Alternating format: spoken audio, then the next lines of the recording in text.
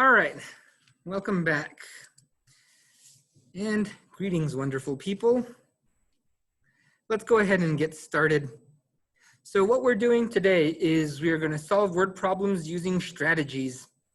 We're going to apply mathematics to real-world problems and solve equations using the property of equality and inverse operations. So we're going to continue working with solving equations, but now we have kind of an extra layer, and that is to work on word problems. So word problems, I get these all the time where students would oftentimes say something along the lines of, I'm good at math, but I just don't like word problems, or I'm not good at word problems. So this is kind of like a myth in math, and that is, if you are bad at word problems, or if you're good at math but bad at word problems, then that's okay. But actually, no, that's not okay, because if you are bad at word problems, then you can't use math. In order to use math in everyday life, you need to know where you can use it, where you can, what are the things that kind of tell you this is something that you can use yourself. And I think that's where a lot of students that oftentimes get into these sayings of, they'll say something like, when am I ever going to use this in life? Well, okay, yeah, you probably will, or you probably won't. And to kind of tell you this, to make it clear, I'm going to go ahead and tell you another story. So I do work at the college. I've worked there for almost 10 years. And every now and then I will get people in their 40s, 50s, they're quite middle-aged. And I will get them. Sometimes I get these old people, and they'll say, oh, I'm 50 years old and I never used math a day in my life. And I ask them, so what do you do? Oh, I'm a cashier at Trading Post. Or, oh, I work at McDonald's. And I'm like, okay, well, I guess that's a start. I kind of know what's going on. And that's true. If you work as a cashier at AutoZone for the rest of your life, you probably won't need math because everything is done for you on a computer. So if you want math to be useful to you, if you ask people with, I hate to say the word real jobs or professional careers, yeah, they will have to use math on occasion. And a lot of times they have to use problem solving on occasion. So there you go. That's one of the things that that I want to tell you, is that yes, it is useful, and yes, you do need to know where to look for it, because you are never going to go into Bashas', you are never going to go to the supermarket and just see quadratic formula walking around the aisles. It doesn't look like that. It's hidden. It's like camouflaged. You have to know where to find it. And once you know where to find it, you have to know how to work the problem out. So that's why word problems are important. So here are some things that you can use for solving word problems. So familiarize yourself. What is being asked? What do they want? So every word problem wants something. And this is oftentimes like the last sentence in a word problem, what I oftentimes call the question statement. And that is, what are they asking about? They'll say something along the lines of, what is the length? Or how much does this person have?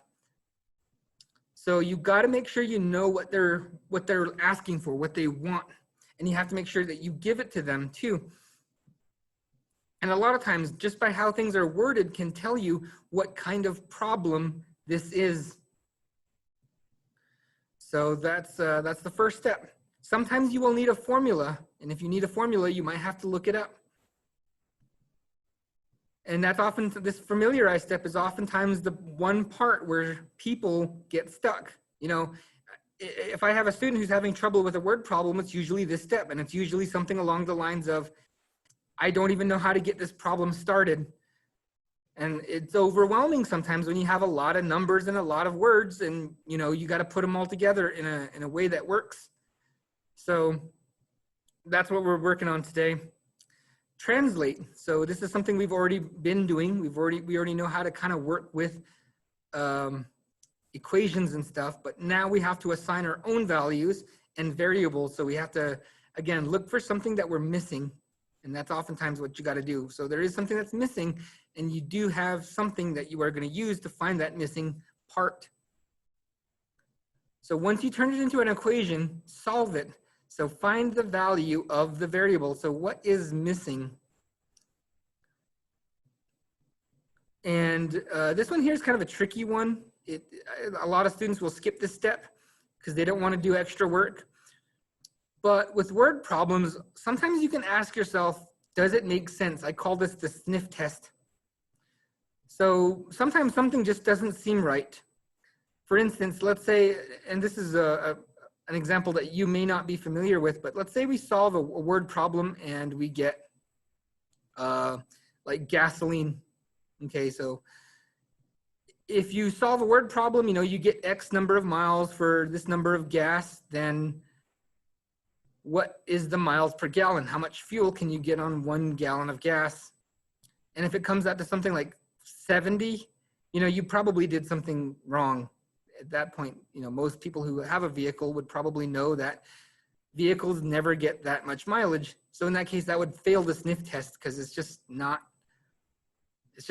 sort of in the range. But you have to know enough about it to know what's, you have to know enough about what it could be in order to give it that test. So just ask yourself, you know, plain old, does it make sense? And then there's the other way, and that is to plug it in. So we've already tried this before, and basically you take your solution and you plug it back into the equation that you've already had. And if it balances out, then it's true. That's the correct solution that you're looking for.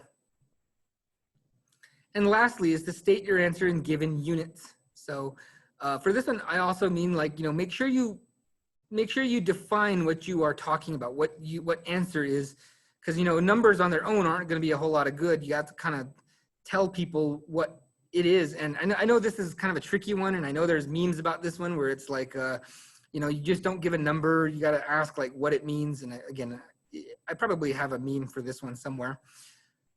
But yeah, that is actually a true thing, because there are times that I can think of in construction where, you know, like say you're building a bridge across Canada and you get one team using American units and you get the other team using metric, and things don't add up, things don't match together.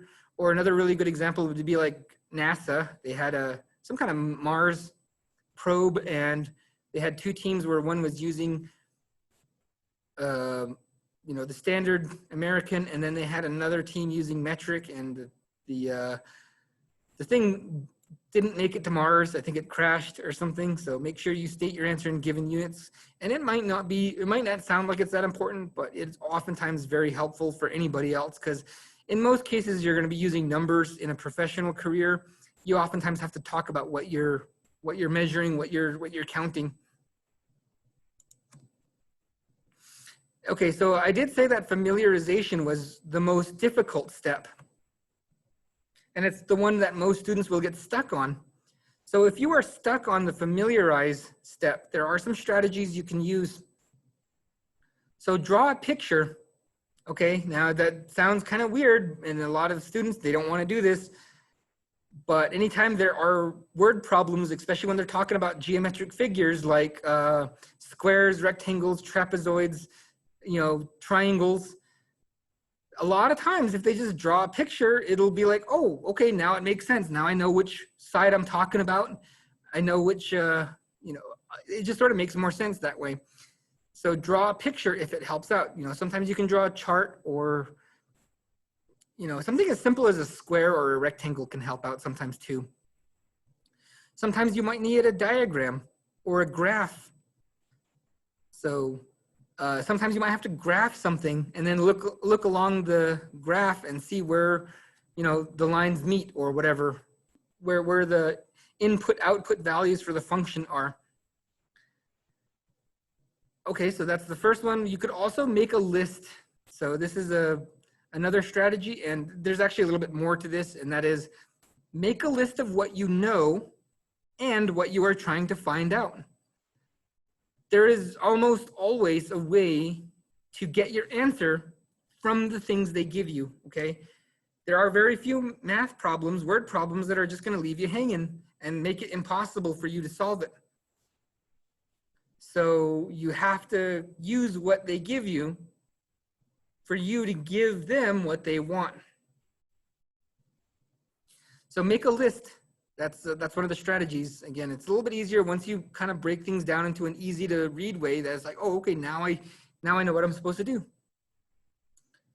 And look for clues. There's always clues. So I should probably make this into a chart or something, but word problems are usually written in the same manner. And I think I'm gonna go ahead and write this down. There's usually an intro. There are usually your clues, and then there's the question.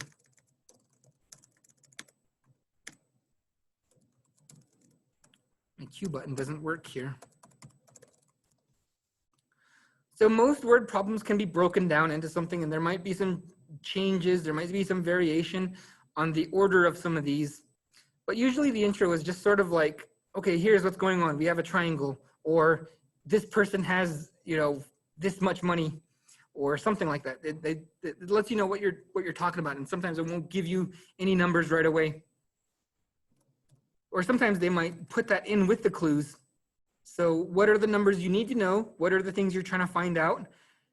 Here are some things that will help you on your way. And then the last thing is the question. So that's the other important thing. You got to know what they're looking for to answer them. One other thing you can do, next one, is to estimate to get an idea. And this one, a pretty good example for this one would be something with fractions. I know when there's a lot of fractions, students get overwhelmed and they don't want to do anything. They don't even know what to do. And it might even be a simple thing too. Okay, might be a very simple thing like what is, 5.5 plus 2 3/4. Students might not even know what's going on because they see fractions and they think it's supposed to be a super complicated thing. But if they just ignore the fractions or round off the fractions, so in my case, it would be 5.5, which would be, we could round it off to 6, and we could round off 2 3/4 to 3. So we know the answer should be somewhere around 9. So we know it's going to be an addition problem. So now we already know what to do. So if you just sort of estimate, ignore extra parts, make it simpler for you to understand what's going on. And then underline keywords. Okay, so this one's kind of a, okay. So keywords, I'm going to give you a list right here. So I'm going to move on to the next slide. So let's give you the list of keywords. So you might want to screenshot this, or you could take a picture of it. If you need to, maybe I'll post these somewhere else on one of the resource sites. But, this is a good list to have. So this is most of them that I've seen. And if I usually see one that's not on this list, I'll usually add it on. So this has been kind of a comprehensive list that I've been building over some time. So again, it's helpful to have this. So again, screenshot it, whatever you have to do, get it, because I'm going to talk a little bit about it and it's not going to be enough time to write everything down. Although I would still suggest you write this down later on. All right, so some of these are pretty easy. Like all these addition ones are super easy. I don't think anyone's gonna forget or miss any of these. Now, there are a couple of ones that I want to point out. So there are some that I've put in purple. And if you see one of these in purple, so sum, difference, product, or quotient. If you see those words, that means that those are supposed to be in parentheses or that they are supposed to be done first. All right, so be careful with that, because just because it says difference doesn't mean just plain old subtract. No, it means you have to take those things in parentheses, subtract them, and then do whatever is around it. So again, those mean do it first. And again, most of these are pretty easy to go with, but there is maybe one, and there are some that are just as tricky as this one, but I know this is usually one of the trickiest ones, and that is the word less than. So you wouldn't have very good chances of solving something if you didn't understand it at all, but this less than is a really tricky one for two reasons. The first one is a lot of times it gets mistaken for those inequalities, the less than and greater than sign. Now there's a pretty easy way to identify them. And that is if there's the word is.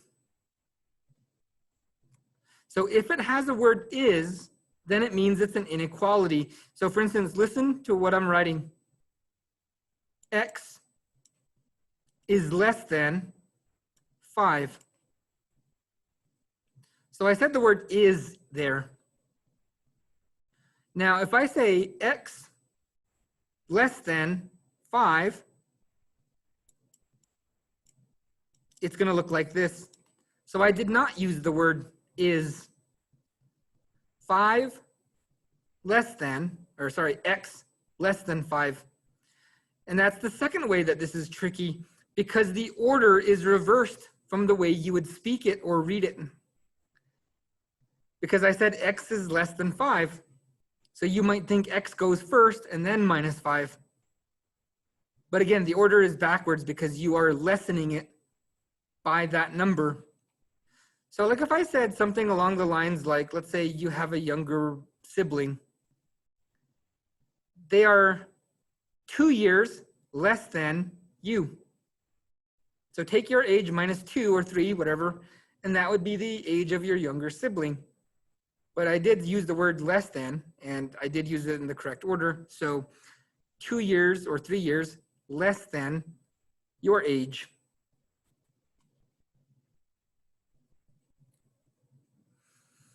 All right, so again, that's the tricky one. So be careful whenever you see that less than, all right? So you should be looking out for that because that is the one. The rest of these are not so tricky. They're easy to identify, easy to put in order into your equation. So let's go ahead and start working on some of these problems. Now I'm gonna try to get through as many of these as I can. I don't think I'm gonna get through all of them. But let's try to get as far as we can through all of these. All right, so we have our first one. This is just a number statement. The product of 7 and a number increased by 3 is equal to twice the number subtracted from 39. Find the number. Okay, so in this case here, it might be kind of tricky because they mentioned this a number, the number, the number. Now that's kind of a clue because that's what we're looking for. We're looking for, well, the number. So let's make a list. And we'll go ahead and assign the generic X to the number. We don't know what this number is, but we do know a few clues about it. And that is, we know that if we were to multiply it by 7, so 7 and the number, take the product, which again, product means multiply. Now I did say that it would normally be in parentheses, so you know it would probably look something like this if you were to write out the whole thing, 7 times X. But the thing is, we don't need these parentheses. They're not really going to add anything. And if we keep going, the next part says increased by 3, which adding and subtracting is the last thing on the order of operations. So there's not really a way we would do this out of order. So I'm going to go ahead and not put the parentheses in there and just leave it as 7x plus 3. Now, one of the other ones, so hopefully you looked over that whole list because at the bottom was the equal signs. And in this case, it just spells it out right for us. So after increased by 3, it says is equal to twice the number. So twice the number is times 2, so double it, subtracted from 39. Now this one makes sense. This one's not tricky because we have to take this number away from 39 is what it would look like. So it would look like something like this. So when you subtract it from 39, so again, 2x from 39, 39 minus 2x.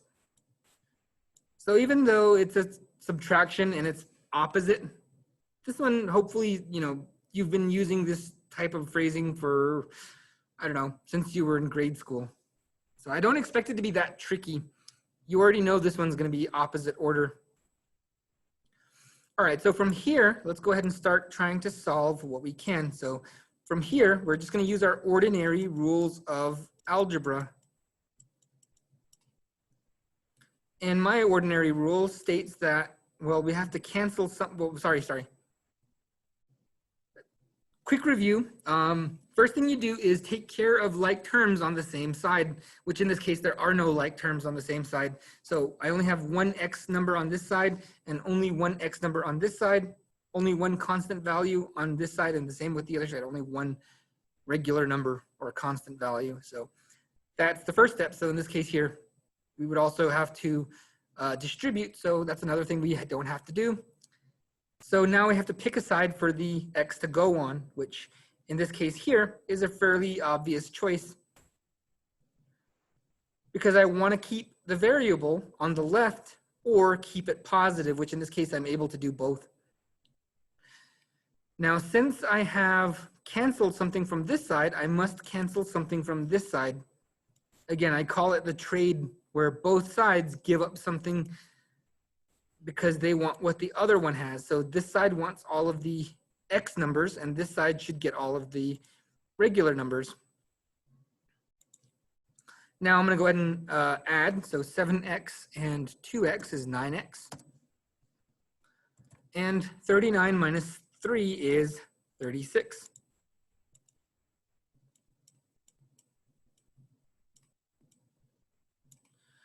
Now I need to know what number times X, I'm sorry, what number times 9 will give me 36. But if you're not sure, you can always just divide both sides by 9, and that should give us our answer. So in this case, X equals 4. So the number, since we've already identified X as the number, this means the number is 4. And we could easily test it out. So plugging it back in, again, don't forget that is the way to check it. So we could, okay, so product of 7 and a number, so 4 times 7 is 28. Increased by 3 is 31.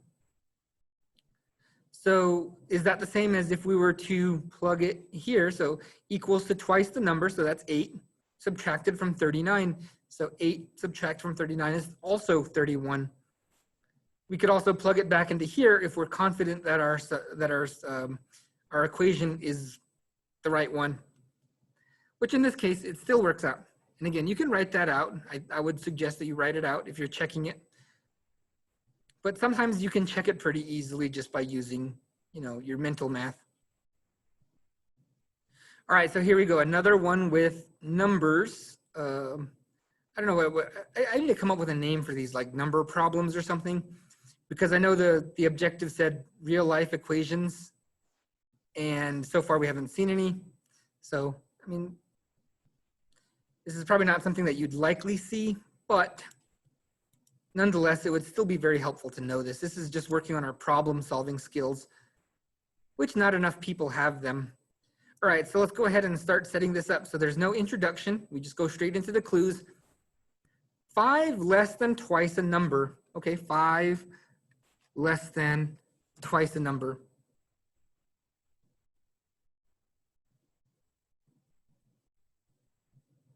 Okay, did you catch that?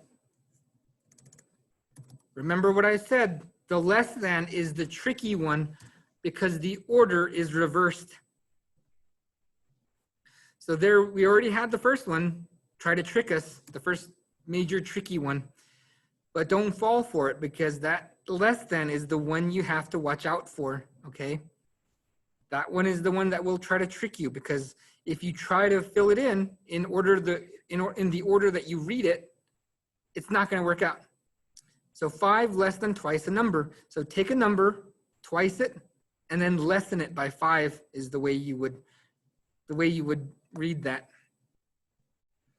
All right, so now we can go back to hopefully going back in order is equal to 1/2 the difference of 3 times the number. 1/2 the difference. All right, I'm gonna go ahead and skip that half part for now and go to the difference. So remember, when you see the words sum, difference, product, or quotient in parentheses, that means do that first or put it in parentheses. The difference of 3 times the number and 13. Oops, difference means subtract. Now there we go. We have our difference of 3 times the number minus 13, and 13 I should say. But we need to take half of it. So taking half of it could mean divide by 2. But in this case, I'm guessing that they want us to use a fraction. So they're going to put 1/2 times that number. So whatever we do here, so again, times it by 3, subtract 13, and then take half of that. That means times it by half. All right, so there we go. And let's go ahead and identify our variable in this one. So make a list. So in this case, it would be n equals number. So I'm using something a little bit more descriptive, just because I don't want to be using x all the time. X is overused. I feel like it is anyway. All right, so how do we do this one? We got to get rid of that fraction somehow. Now, there are some shortcuts we could take here, but I'm going to stick with the normal way we've been doing these kind of problems.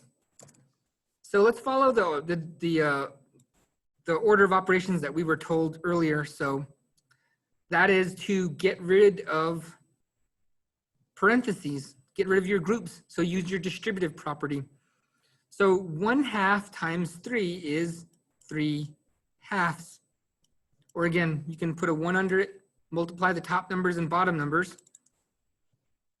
And I'm going to do the same thing over here. So minus 13/2. Now, when we're dealing with fractions, I like to do the trick where we get rid of the fractions, because fractions just make things tougher. So let's see if we can get rid of those fractions. So I'm going to use that one trick we used earlier, and that is to multiply everything to get rid of the bottom number. So look at the bottom number. We have 2. So I need a number that can be divided by 2. All right, maybe you were thinking of 4, but 2 can be divided by 2, and that would give us much smaller numbers to work with.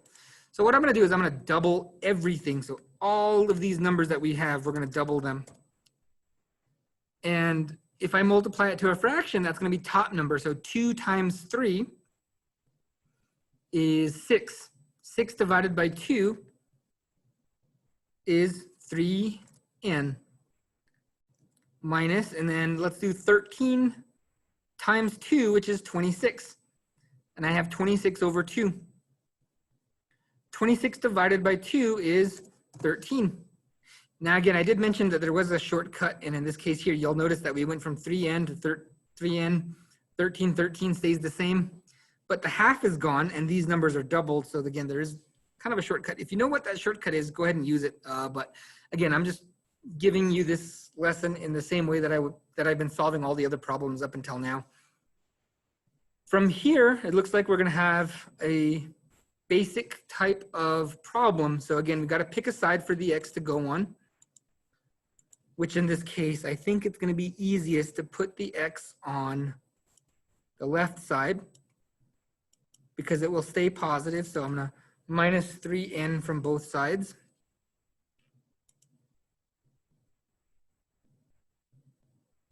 And then from here, I'm going to add 10.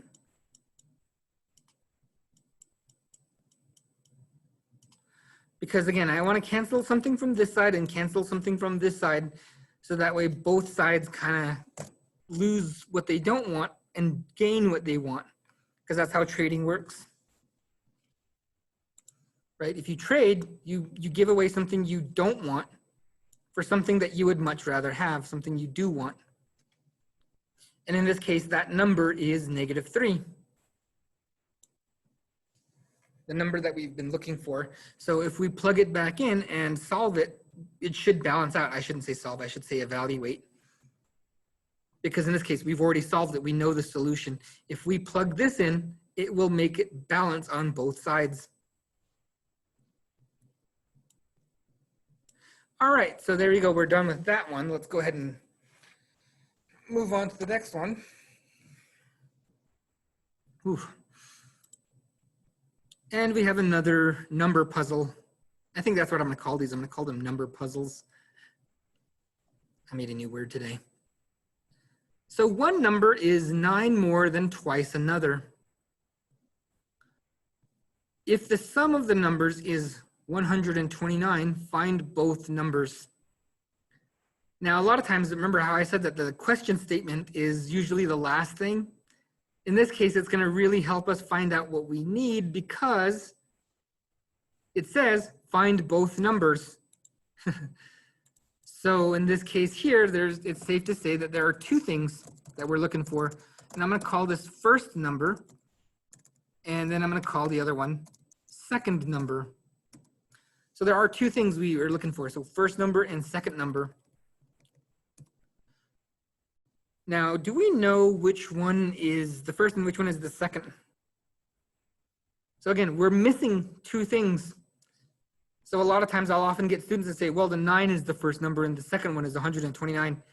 No, that's not how it goes. So one number is 9 more than twice another number. So it doesn't tell us much, but in this case here, when in that first statement, one number is 9 more than twice another. 9 more than twice that number. So it doesn't tell us what the first number is. But in this case, that might not really be important. Because in this case, the first number is kind of a generic number. It's just, in this case, x. X is the first number because we don't know what this first number is. Now, when you have a word problem where you are looking for two things, in this case, we are looking for two things, we have to pick one to look for first. And the first one is, there's two things you can do. You can find out which one is the easier one to find, or the one that is most useful to find. In this case, there's obviously an easy one, and that is to find out just x. Once we know what x is, once we know what the first number is, then we will know what the second one is, because then we have to double it and then add 9, and that will give us our second number. All right, so it also gives us the second clue statement, which is the sum of the numbers is 129. So if I have, like if I was doing this a little bit differently, I would say A plus B is 129. Because if I add my two numbers together, I'll get 129. But in this case, we have new values for this. So this would be x, and this would be 9 plus 2x. And normally when I'm writing these problems out, I'll usually put a parenthesis because that second group is the second number. So again, first number, second number. If I add them together, I get 129. And in this case, the parenthesis doesn't really help out because I'm not multiplying anything, so I can get rid of it and not have anything to do, or distribute the 1, right? Because remember, there's a 1 in front of here, so if you distribute it, it would just be the same anyway. Identity property. Now in this case here, I'm going to go 3x plus 9 equals 129, because when you're solving equations, you got to get rid of your parentheses, which we did. Then you got to get rid of like terms. I'm sorry, combine your like terms. So in this case, I have two x values on the same side. I have 2x and 1x. So put them together, I get 3x. Now we pick a side for the x to go on, which is already here. So now we need to start getting rid of all the other numbers that are with it. So I'm going to minus 9 from both sides, and this should give us, I'm out of space here, so I'm going to go ahead and write over here.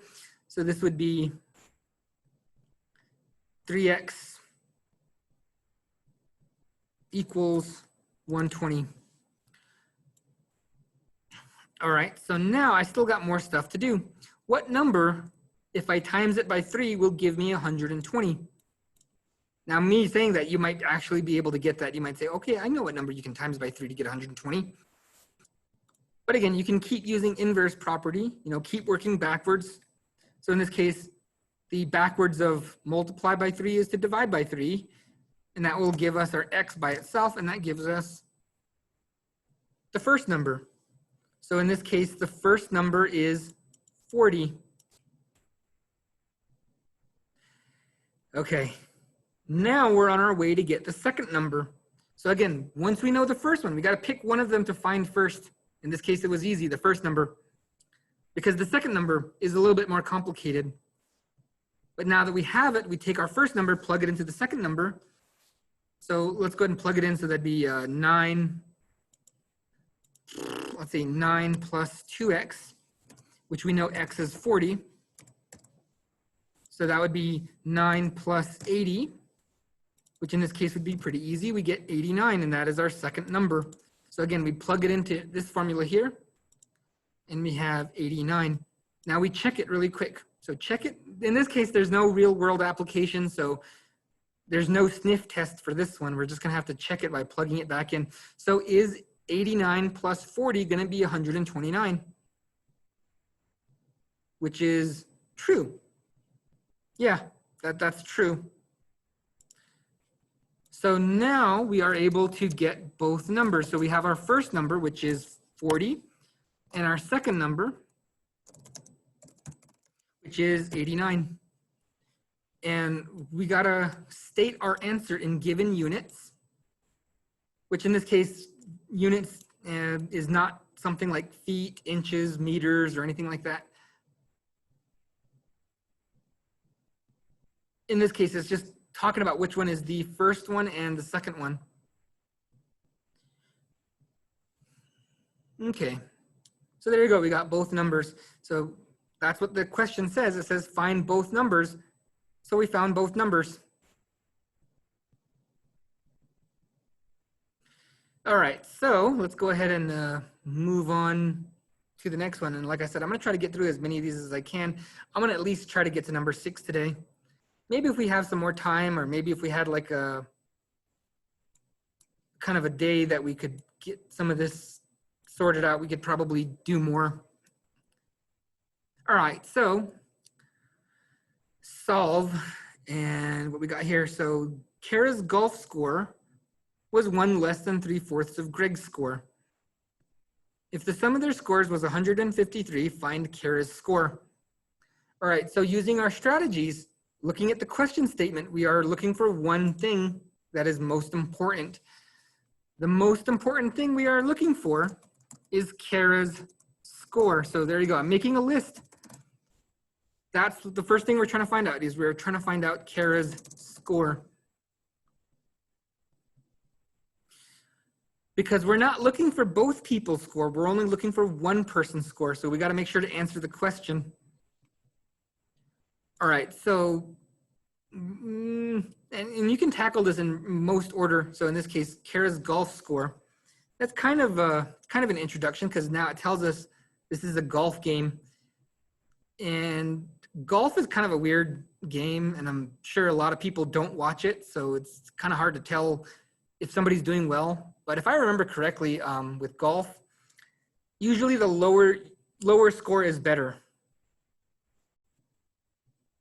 So in this case here, we have 1 less than 3/4 of Greg's score. So there are 2 people we're looking for. So Kara and Greg. And I should put the word score in there, but I think that wouldn't really help out. And the word was is actually an equal sign in a way. It means that's what it's talking about. So was is basically is, but past tense. So, but it's also telling us that what the score was. So 1 less than 3/4. Darn it. I really should, I'm gonna write this, I need to write that as a fraction, so I can write it as 3/4. So 3/4 x minus 1. And in this case, it does not give us any clues about what Greg's score was. So Greg is probably like the baseline. It's what we're looking for. So once we know Greg's score, we should know Kara's score, because to get Kara's score, we take Greg's score, take 3/4 of it, and then lessen it by 1. And again, there's that tricky one again, the less than. That one is the one that you really got to watch your back around.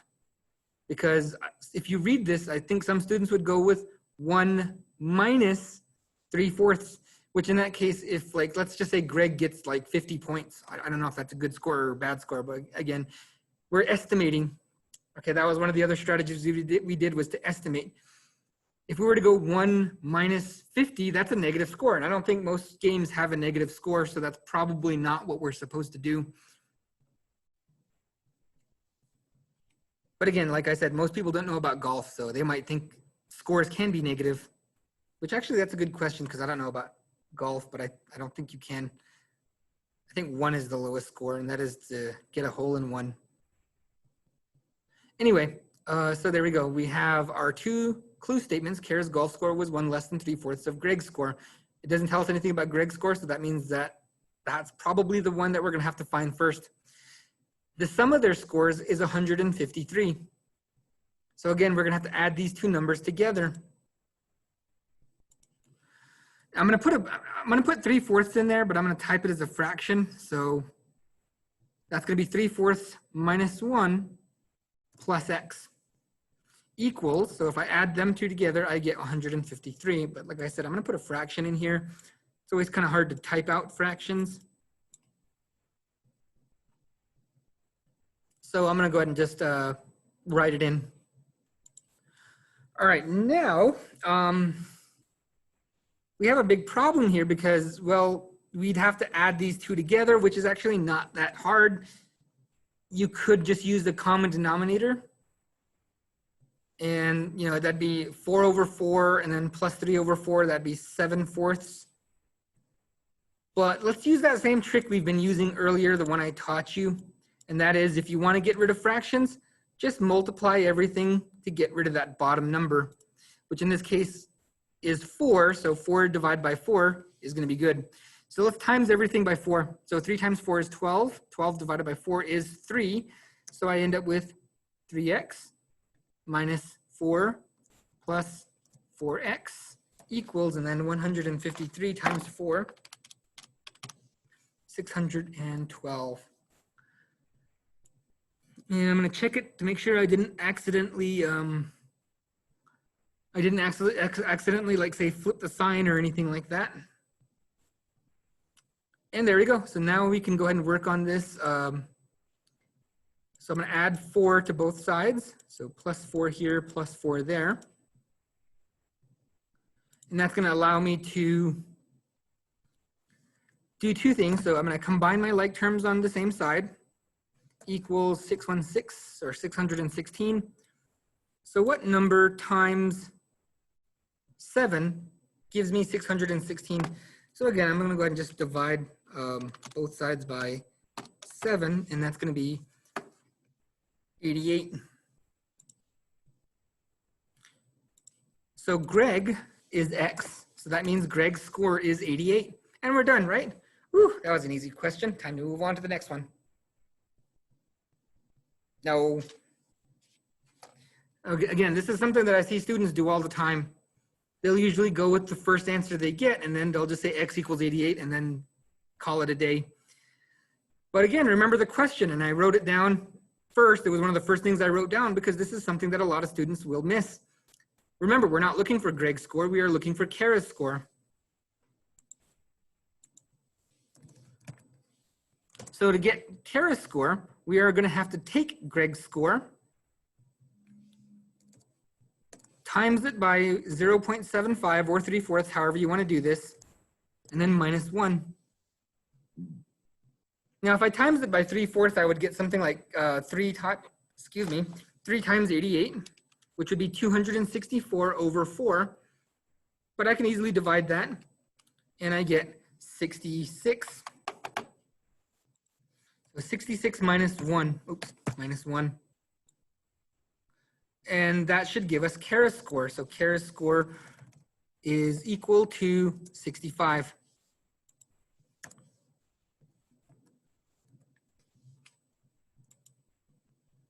And again, this is the important thing. This is what we came for. Okay. Sort of like if you were ever sent to the store to get something, somebody might have had you run into the store to get, I don't know, hamburger buns, but you bought bread. Okay, it kind of works, but it's not what you were sent in there for. So you got to make sure you answer the question. Now again, in golf, if I'm not mistaken, Kara got a better score than Greg in this case here. Oh, and let's go ahead and really quickly, let's add them up. 88 plus 65 equals 153. So that is very likely the scores that they got. There might be some other numbers that, I don't know. I don't think there would be any other numbers that would match because we would still have to have the first number less than 3/4, one less than 3/4 the other score in order for them to work out. So I'm pretty sure this is the only thing that'll work out. So there we go. That's it for that one. Like I said, I want to get through as many of these as I can. I don't know if we're going to get through. We're definitely not going to get through the whole thing. All right, so and moving on. The length of a rectangle is 1 more than 4 times the width. If the perimeter of the rectangle is 62 meters, find the dimensions. All right, so again, let's start taking this apart because there are usually parts of a word problem. So the first one is the intro. In this case, we are talking about a rectangle. And I would say first thing we do is draw a rectangle. It may or may not help you. You may already know the perimeter formula for a rectangle. But let's say you don't know, okay? Let's say we're starting from 0 on knowledge for this one here. So it gives us a couple of clues. We know that we're looking for width. We know we're looking for perimeter. And we're looking for the dimensions. So in this case, dimensions means length and width. Those are the two things that you can find with a rectangle. Those are the only two things that you can find really, are length and width. So I'm going to go ahead and put that down here because that's listed as one of the things we are looking for. Now let's make a list of what we do know. So in this case here, well, okay, so in this case, you might mistake it for area, which would be length times width. But remember, just like this song from Eminem, the perimeter is the length around the outside. So that means side 1 plus side 2 plus side 3 plus side 4. So let's say, again, we're starting with nothing. So side 1, oopsie, side 1 plus side 2 plus side 3 plus side 4 equals perimeter. And this can be used for any figure, okay? It doesn't have to be a rectangle. It can be a square. It could be a trapezoid. It could be a rhombus. What do they call them? Kite shapes or diamond shapes?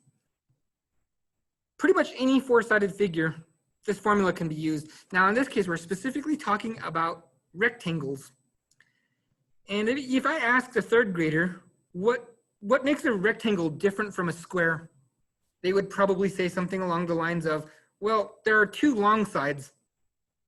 And since there are 2 long sides, there has to be 2 short sides. Okay, they probably wouldn't say that second part, but they would definitely tell you that there are definitely 2 sides that are longer, but there are also 2 matching sides. So by definition, a rectangle has to have 2 things that are the same side. It also has to have 90-degree angles. So it's not going to be like a parallelogram where it's like slanty. So in this case here, we have 2 widths plus 2 lengths equals the perimeter. Oopsie, capital P, because we're talking about a specific variable in this case. Give myself some room to write the problem out. So there we go. Now we can start filling things in. We're also going to need one more clue statement because we don't know either of these. So it says here the length. So length is 1 more, so 1 plus 4 times the width. That's the clue statement. The perimeter of the rectangle is 62 meters, so that's the part we're going to need to set up. So width equals W. So there we go. We made a list of everything we know about this. And in this case here, we don't know anything about the length. But what we do know is that the width is what they're comparing it to. So once we know what the width is, we should be able to find out what the length is by timesing it by 4 and adding 1 to it. So let's use our formula here. So the formula is, okay, so 2W, we don't know the width, but that's what we're trying to find out. And like I said, anytime you're setting up an equation, ask yourself, what is the most important thing to find first? Which in this case, we've already decided it was the width. Now, whenever you're solving a problem with two things, okay, you got to pick one to do first, which in this case, we are going to do the width first. So this means even though we would normally put 2L, you can't solve it if there's two variables. So we're going to remove the L and replace it with its equivalent. Because remember, L is equal to 1 plus 4W. There you go. Now there is no more L. We only have one thing we're looking for. Let's focus on one thing because you're not going to solve this looking for two things at once. And we know that if we add these two sides together, two widths and two lengths, we should get 62. All right, so let's go ahead and start using our ordinary powers of algebra. And I'm going to go ahead and double this number. So 2 times 1 and 2 times 4. So this would be 8W equals 62. All right, now let's combine the like terms. And I'm also going to do two things at once because I'm running out of space. I want to make sure I fit everything in here. So I'm going to minus 2 from both sides. And at the same time, I have 8 and 2W, sorry, 8W and 2W on the same side. So I'm going to put those together. So that's going to be 10W equals, and then 62 minus 2 would be 60. And this is pretty easy. If I asked you what number times 10 can give me 60, you'd probably tell me without a second thought. Oops. If you guess 6, then you are probably better than me. So 10 times 6 is how you get 60. So that's one of the things we're looking for. But again, be careful because in this case here, we are looking for two things because it says dimensions, and dimensions usually means length and width. So we know the width now. Okay, we know the width is 6. Now, we can plug it back in here. So 1 more than 4 times the width. So 1 times 4, I'm sorry, let's use this thing here. It's less confusing because I wrote it out. I wrote out in the equation exactly what we needed to use. So 6 times 4, which is 24, plus 1. 24 plus 1 is 25. And I probably would write that out if I had some more space in there, but that's what we need. Now let's go ahead and test it out. So I'm going to use my top formula to test it out, to check it. So width, so 2 widths plus 2 lengths equals our given parameter of 62. So is 6 plus 6 plus 25 plus 25 62? Okay, well, 25 plus 25 is 50. 6 plus 6 is 12. So 50 plus 12 is 62. So that works out. We checked it. We tested it. It works. So we have actually done all of this, pretty much almost all of the steps, except for estimation, I believe. So again, we made our own formula, which we can look up the formula too. That's part of familiarization. We translated it. You know, we put 2 equations. Actually, we made like 2 equations here. So we made one for length and one for the formula that we have. Right? We solved one, got the other one. So we pretty much, I think, used almost all of the strategies on this one. And then we checked it. It made sense. All right. So I think we could probably get to like 8 or 9, maybe, hopefully. So let's go ahead and get to number 6. Now this one's a bit of a trickier one because it says here the length of one base of a trapezoid is 19 less than 5 times the length of the other base. So a trapezoid, I'm going to stop right here for a minute and let's brush up on what a trapezoid is. So in this case here, I think a lot of students wouldn't actually know what a trapezoid is. And they can look a little different. Okay, they don't have to look exactly like this. But if I asked most people to draw a trapezoid and they knew what it was, they would usually draw something like this. So it is a four-sided figure with two different bases, what we call, so this is base 1 and base 2. So there's a top base and bottom base. Usually when they talk about these, the angle of the sides are the same, usually. Now again, they don't have to be. You could probably have like one side 90 degree and the other side something like that. But again, this is what most people would talk about when they're talking about a trapezoid. Sort of like when people talk about triangles, they almost always draw either an equilateral or an isosceles triangle. Just because when you think triangles, that's usually the triangle you picture in your mind. Anyway, let's continue back on. So the length of one base of a trapezoid is 19 less than 5 times the length of the other base. If the trapezoid has a height of 18 feet and an area of 477 feet squared, find the length of the longer base. Ooh, so this one's got a lot of stuff going on with it. So before we even start, and again, if I were to ask some students, like if I had a big class and I had a bunch of students and I said, okay, well, who knows the formula for the area of a trapezoid? I don't think anybody would really get it because that's not something most people are familiar with. So for this one here, I am going to go ahead and Google it. So I'm going to switch on over to the Google. All right, screen share. Oops, wrong button. Okay. Okay, I'm not sure. Let me just double check. Okay, there you go. So now you should be able to see the Google's thingy. So I'm gonna go ahead and put in area of a trapezoid formula, and we get this. This is usually the first thing you're gonna get. Now, if you were trying to apply the formula for a trapezoid, it would make a lot of sense, right? If we knew what the base was and we knew what the other base was, then we would have a number. So in this case, this is obviously not the right one. Now this Google tool is very helpful if you know what you're looking for, but in this case here, we don't know yet what we're looking for. The important thing we need now is the formula. So if I eliminate all of this here, that's the formula that we're going to need.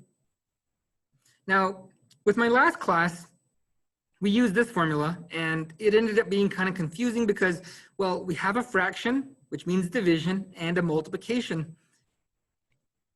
So this formula will work out. You can get it to work, but I'm going to look at images. I think it will probably work a little bit better because sometimes you want a different formula.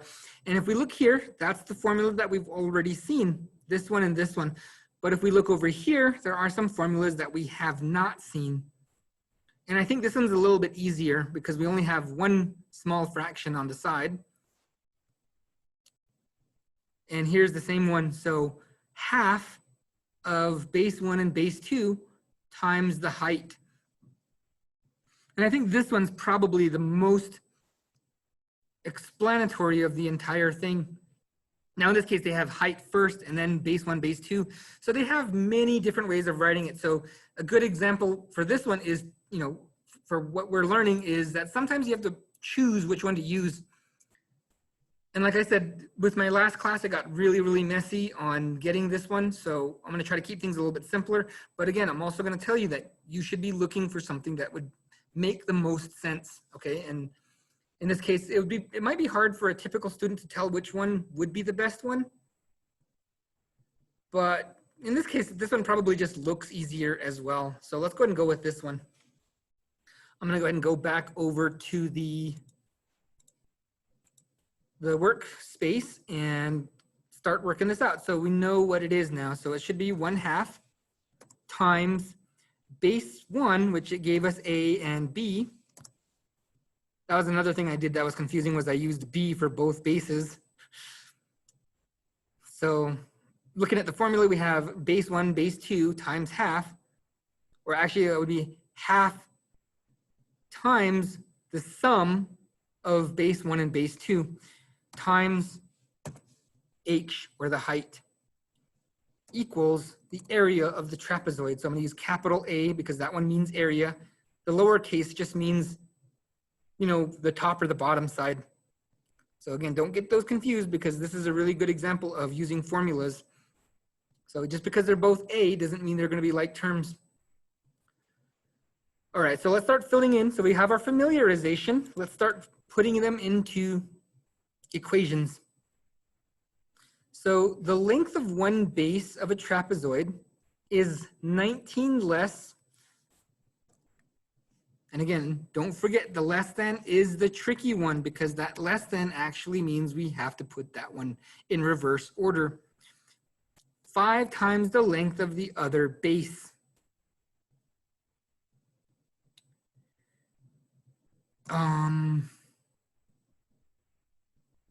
So we need one of them to be the first base. So this is where the diagram kind of helps out because we'll make this one A and this one B. And if I remember, the Google diagram also showed us the same thing where this one was A and this one was B. B is for bottom base. So there we go. So we have this one here. So that's why it's A. Because I'm guessing the bottom base is going to be the larger of the two. Kind of like a pyramid. Well, if it's a pyramid without the top part, it's called a mastaba. Oh, anyway. So it's again, that's just the way most of these trapezoids are. They usually have their smaller base on top. Now, this is not important because even if you were to do it in the other order, even if you were to look for the bottom base first, you would still get the same thing. Okay, you would still get both the same measurements. So don't worry too much about that. So anyway, this is going to be equals B. So 19 less than 5 times the length of the other base.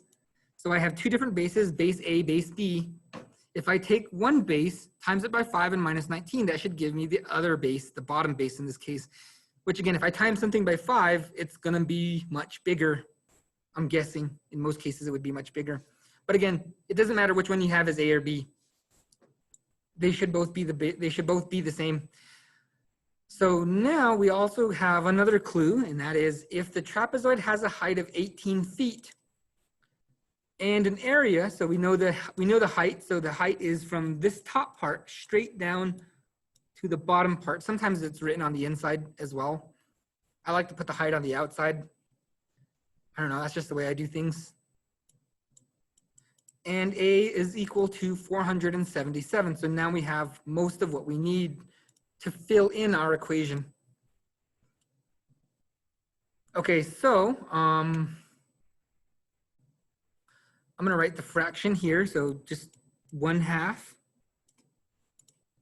times, and we need our base 1. So A is the top base, plus the bottom base. Now this one is going to be the tricky one because remember, we're looking for one thing. So I can't put in B because I have to turn everything into A.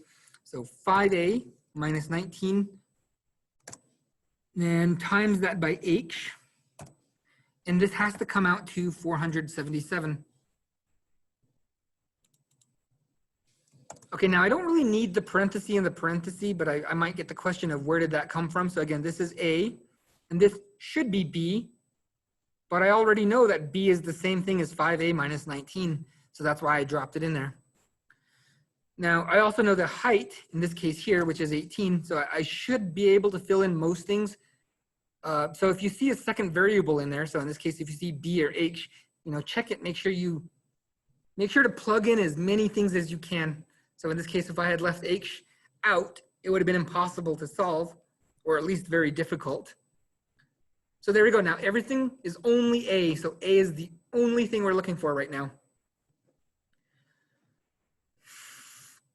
Now, The reason why I did this formula instead of the one with the fraction, because we have two multiplications. If you remember, the other one had a division and then a multiplication. So that kind of got confusing. So this one, I have two multiplications, times by half. If you remember, times something by half, that is the same thing as dividing it by 2. So again, well, I'm going to just show you on my little calculator here. So 18, so 1/8 times, where's my times button, times 0.5, oops, that's 0.05. 18 times 0.5 is 9, which is the same thing as dividing it by 2. So this allows me to take care of this first. So I have 18 times 1/2, which is 9. And again, I didn't really need these parentheses to begin with. So I can go ahead and just write them all like this. And then from here, it looks a lot more similar to what we've already been working at. Now you can solve it the other way too, where you use the fraction formula, but I think this one's just makes a lot more sense. Now, just because I want to kind of go a little bit faster, I'm going to combine a and 5a to be 6a. Now you can write that. You don't have to erase it. If you've already written it, don't worry about erasing it to get a second one. Okay, so from here, I have 9 on both sides. So remember, this is 9 times this group. So I can divide both sides by 9. And I think we haven't done a whole lot of examples with this kind of solving, but I know we have. So 477 divided by 9. 477 divided by 9, that would be 53. Oops, I forgot the minus 19 part here. That's why I always check it. So check it again, make sure it matches. All right, and we divided that by 3. That's why I like to write things in a line, so in case I forget something, I can easily spot it. And it looks like I'm gonna have to add 19 to both sides. Now this is just regular algebra here. Don't focus too much on this. Okay, you should already know this. Doing algebra should be something you should be able to do in your sleep by now. The things I really want you to focus on for this one is the process. Okay, so focus on how we are thinking about each step. Focus on all of the strategies that we've used. Now I try to point out the strategies, but sometimes I go over them. Even though I talked about them and I'm doing them, I'm not saying, well, this is what I'm doing right here. Okay, so there's usually a lot of stuff that goes on with these word problems. And again, that's kind of why they're tricky. But if you can master the word problem, you know, there's like probably nothing in math that will stand in your way, because like word problems are the ultimate thing. Word problems are how problems are handled in real life. Whew. Okay, so we got a equals 12 and we're done, right? And that was it. Time to, okay, there you go. I tried to trick you again. No, that's not even what we're looking for. Because if we read the question, it says find the longer base. So in this case, we don't even need the shorter base. Well, we do kind of need it because we do need to know. We need to know one to figure out the other. So in this case here, I'm going to go back over here and I'm going to, now that we know that A is 12, the short side is 12, we should be able to find the long side, which we labeled B. So 5 times 12 is 60 minus 19. And that would be 41. So B equals 41. So that's what we're looking for. This is the important part. And we could write this out. In fact, you know, I'm gonna go ahead and do that one. Now, if you identified your variable, so if you said B is the longer base, which I did not in this case, so that's why I'm writing it down now. So longer base is equal to 41. But if you had specified it anywhere else in your work, then I would know, oopsie, it's not even on this thing here. I don't know if that'll work out. And that's why we box it, because there's so much stuff going on, especially with a problem like this where I had to go through every step that I could think of. Then it's going to get, that answer is going to get lost. It's going to be unable to be gathered. Okay. Yep, this one was a bit of work. How much time do I have? I probably have enough to do one, maybe two more. So let's go ahead and move on to number 7. All right, let's see. The measure of one angle is 6 more than half the measure of another angle. If the angles are complementary, find both measures. Now this one does not have an introduction statement. I'm gonna look at my packet here. Yeah, that's exactly the way it's written in the packet. So there is no introduction. It doesn't say what shape it is. So this could be any shape. But there is a bit of a clue. There is one clue, and it's easy to miss it if you're not looking for it. Complementary. So in this case here, if you don't remember what complementary is, well, let's go ahead and find out what that is. So do another Google search. And then it is a shape. I know what shape it is. But I'm also just showing you how to do a little bit of research on your own. So in this case here, 2 angles that are 90 degrees. Now this still doesn't help us out. Well, actually it does. In fact, you know what? This one's probably not even a shape. It's just a regular old angle. Now, when I saw this, my first thought was a triangle, but in this case here, I know we're just looking for an angle now. So both of these things must add up to 90 degrees. So we weren't even looking for a shape to begin with. So we have angle 1. I'll just call this one first angle.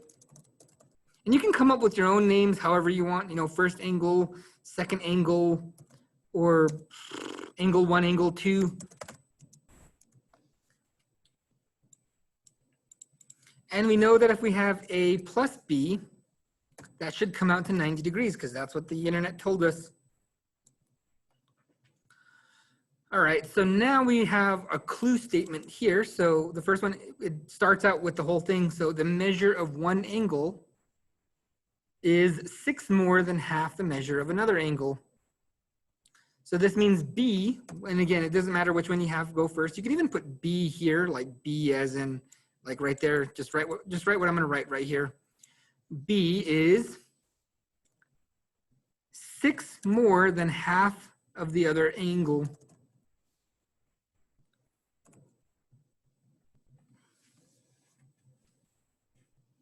Okay, so half of the other angle and then 6 more. So that would mean plus 6. And again, you could easily write angle 1, angle 2. And I think if we were to look at how this problem is done, I think they would have they would just have one variable described. So now we should have enough to get what we need. So angle A is the first one, and B is the same here. So we have 6 plus 1/2 A equals 90 degrees because that's complementary. And like I said, sometimes you do have to look up a formula for these. There you go. So draw the half in there because I can't really use fractions when I'm typing. And again, we run into a problem where we have a fraction. Now, again, I'm going to remind you that this only works when you have an equal sign. So I'm going to double both sides.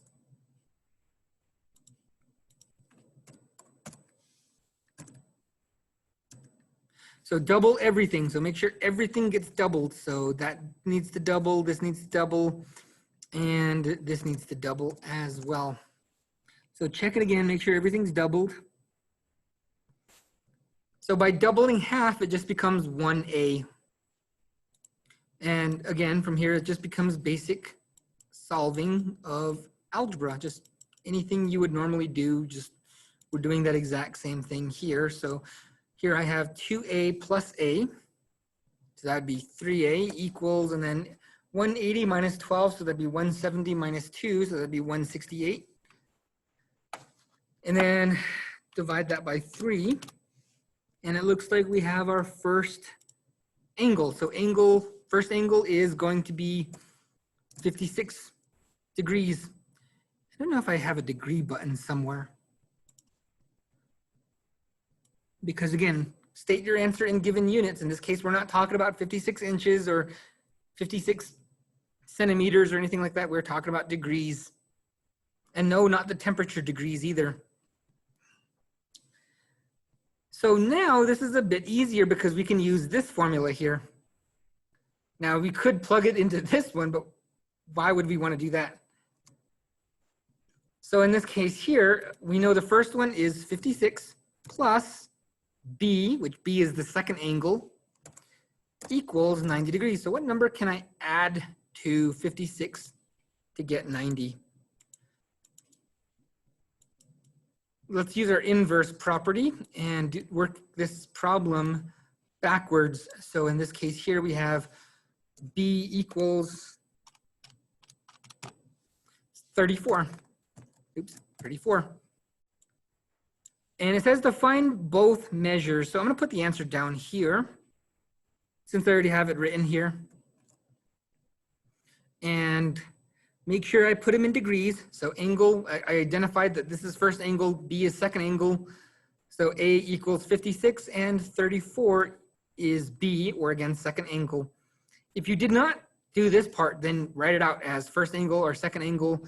Some people might do something like A, or they might use the appropriate angle, A. Okay, so if you were in geometry and you remember all that, you can go ahead and do that too.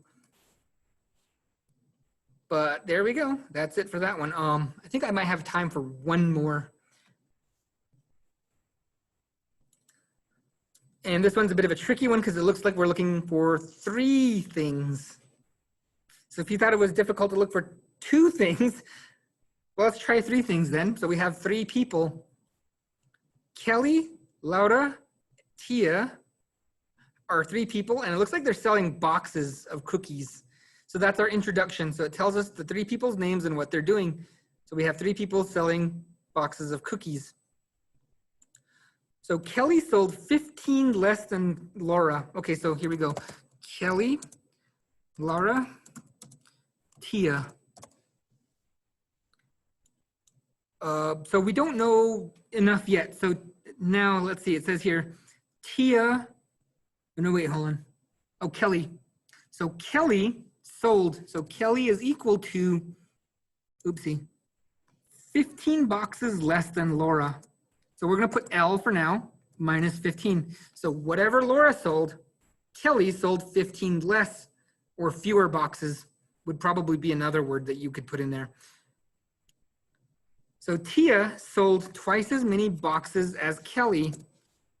So whatever Kelly sold,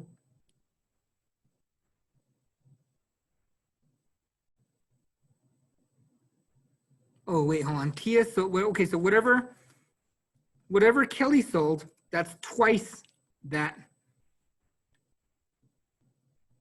If they sold 83 boxes of cookies in total, how many did each girl sell? Wow, this one's really a bit of a tough one. Kelly sold 15 boxes less than Laura. Tia sold twice as much as Kelly. Okay. Now this one's a tricky one because remember how I said that you have to make everything into one variable. So in this case here, it looks like Kelly, because we know that Tia sold twice as many as Kelly. So this would be 2 times what Kelly has, and Kelly has L minus 15. Whew. We could also put 2L minus 30, which is probably what I am gonna do here. And then we have each of the 3 girls. I'm guessing they're girls. I don't know. Kelly could be a guy's name too. And I would like to say that this is Girl Scouts, but I don't know now. I mean, like the news has like girls joining Boy Scouts. I don't know. I guess I'll leave politics out of this. But, you know, it's not safe to assume.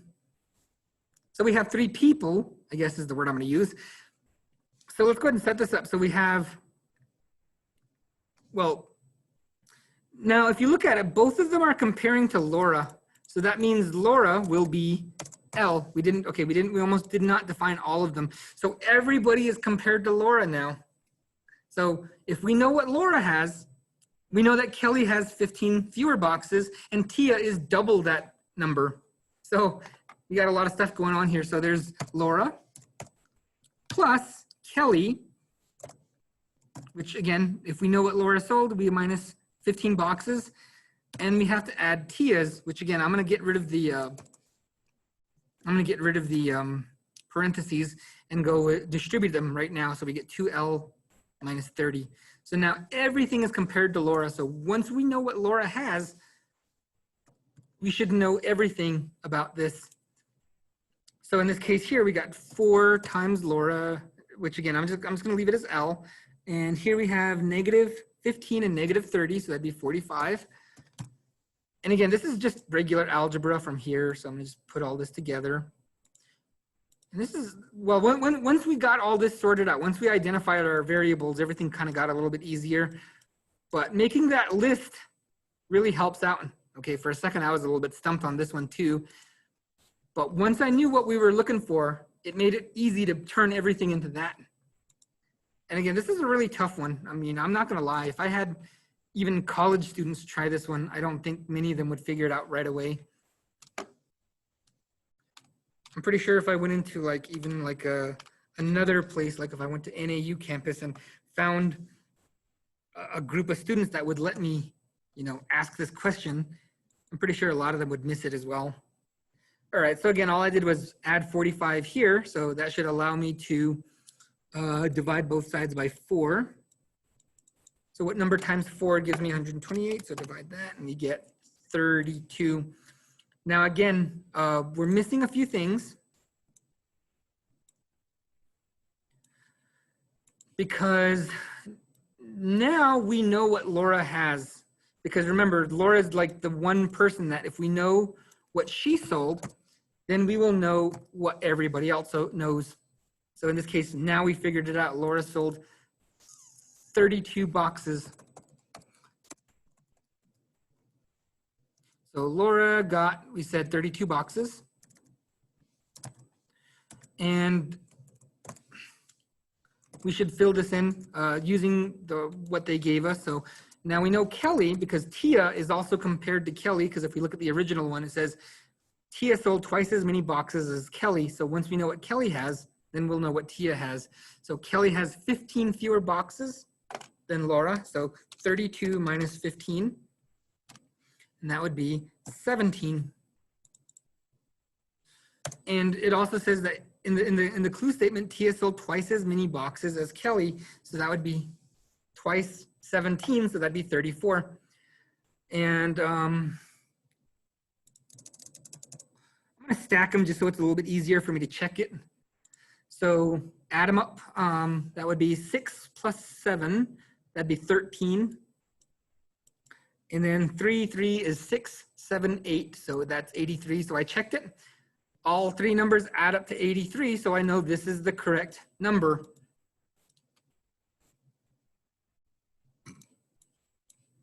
Whew, okay. Yeah, that one was definitely,